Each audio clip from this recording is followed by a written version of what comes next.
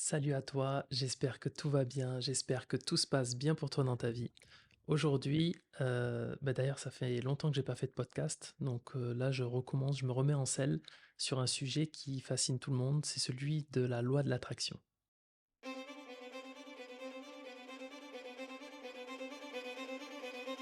Salut à toi et bienvenue dans La Voix des Sables. C'est un podcast explorant la sagesse et la transformation et inspiré par la symbolique profonde du désert et du sable. Dans ce monde vaste et mystérieux où chaque grain de sable nous raconte une histoire, nous allons parcourir les dunes de la vie. Dans chaque tempête, dans chaque oasis se cache une leçon à apprendre, une vérité à découvrir.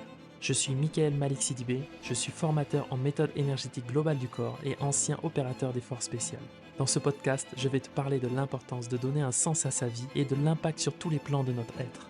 Je vais aussi te parler du bagage transgénérationnel, de l'énergie et des vibrations en nous et autour de nous, en simplifiant ce qui peut sembler complexe. Alors prépare-toi à être transporté dans un monde où le silence parle plus fort que les mots, où chaque pas est important. Bienvenue dans La Voix des Sables.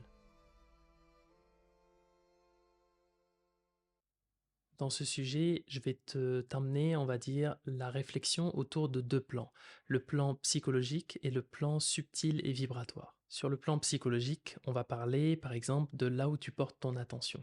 Si je porte mon attention sur des voitures rouges, automatiquement, je vais voir des voitures rouges partout. Pourtant, ces voitures rouges, en fait, étaient déjà là, mais il y a aussi des voitures bleues, il y a des voitures noires, des voitures blanches, mais ton attention est portée sur les voitures rouges.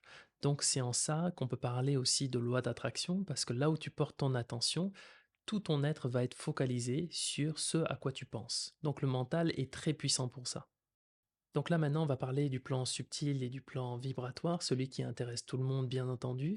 Et c'est là où en fait, comme j'ai pu en parler dans des podcasts précédents, c'est que nous émanons une fréquence.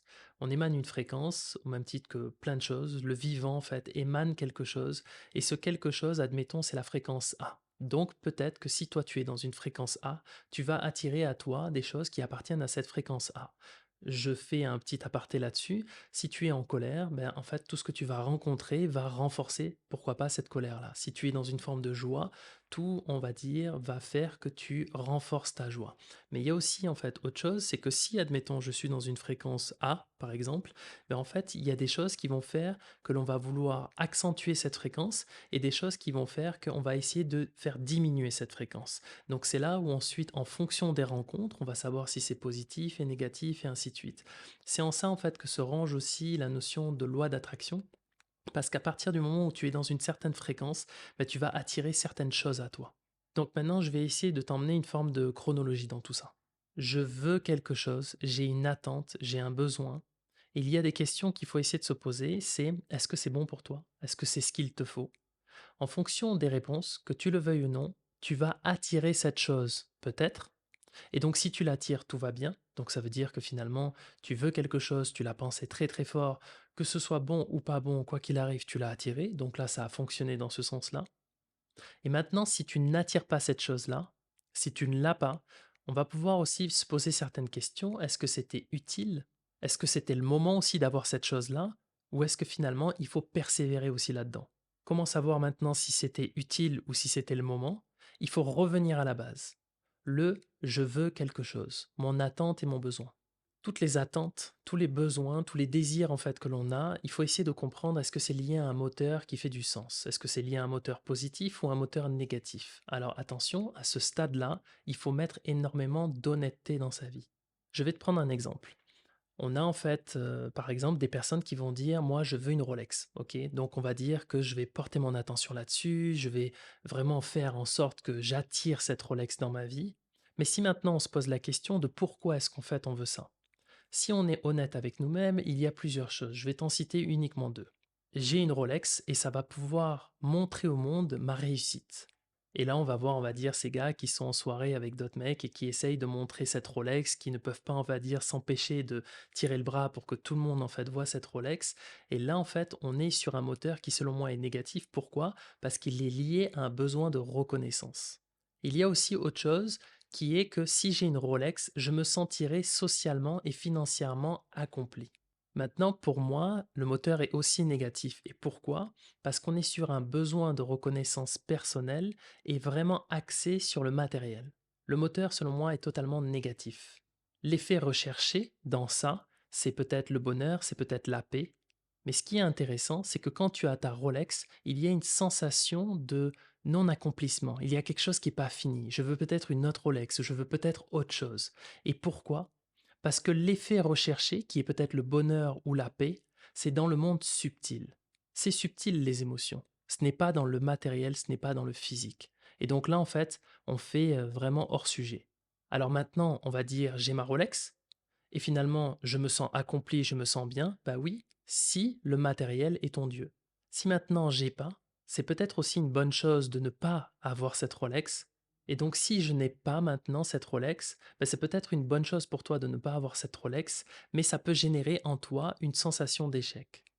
Et donc c'est là où en fait je reviendrai à la base et je me dirai mais pourquoi est-ce que je veux cette Rolex? Sincèrement, est-ce que c'est par le matériel que j'arriverai à avoir cette sensation d'accomplissement dans ma vie, cette sensation de bonheur ou de paix ou de toute autre chose, mais qui est vraiment ressentie à l'intérieur? Je vais te parler de quelque chose maintenant par rapport à l'armée, mon passé. En fait, je vais te prendre un exemple avec un ami qui, lui, en fait, voulait rentrer chez les forces spéciales et il n'a pas pu, ok, pour des raisons de racisme et c'était clair et c'était avéré et ça a généré une forme de, on va dire, d'injustice et de douleur en fait liée à ça parce qu'il avait totalement le niveau, totalement les capacités, qu'elles soient physiques ou émotionnelles et en fait, ça a généré voilà une forme de tristesse et c'est assez intéressant parce que moi ensuite je suis rentré là-dedans. Voilà, en gros, j'ai accompli des missions, j'ai fait voilà plein de choses là-bas. Et en fait, en finalité, ce que je me suis dit, ben en fait, c'était peut-être une bonne chose que lui n'y soit pas allé, parce qu'il aurait peut-être fait des choses qu'il regrette aujourd'hui.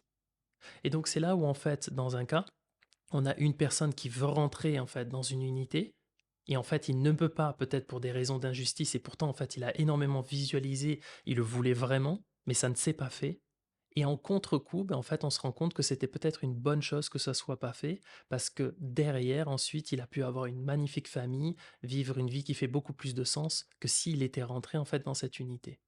Tout ce que je veux te dire après tous ces exemples, c'est que la loi d'attraction, elle doit être placée avec précision autour d'une réflexion. Cette réflexion, je l'ai posée en différents plans. Il faut se poser la question de pourquoi est-ce que je veux quelque chose. Ensuite, qu'est-ce que cela va t'apporter? Et ensuite, accroche-toi à ça. Admettons, je veux une Rolex, qu'est-ce que ça va m'apporter? C'est du bonheur, accroche-toi au bonheur. Ne me parle même pas de Rolex, accroche-toi au bonheur. Et si tu dois attirer quelque chose dans ta vie, c'est du bonheur. Maintenant, par exemple, on va dire, je veux quelque chose, c'est le métier de mes rêves. Et donc là, on va dire qu'il n'y a pas de mal à ça, on va aller faire l'expérience de tout ça. Je vais te dire déjà, premièrement, pense fort que tu incarnes déjà le poste. Visualise ta journée au boulot, porte ton attention que sur ça. Ça veut dire qu'on va devoir manger matin, midi, soir, dormir, tout faire en fait autour de tout ça. Et ensuite, si c'est ce qu'il te faut, tu l'auras. Et si ce n'est pas le cas, le temps sera ton meilleur enseignant. J'espère que cet épisode autour de la loi d'attraction pourra t'être utile. Si tu as des questions, n'hésite pas du tout. Ça serait vraiment hyper intéressant de pouvoir partager autour de tout ça. Alors c'est une petite bribe, hein, on pourrait dire plein de choses autour de tout ça. Mais voilà, une petite réflexion dans le registre de l'attraction. Je te souhaite de passer une excellente journée ou une excellente soirée comme tu le souhaites et on se revoit à tout bientôt.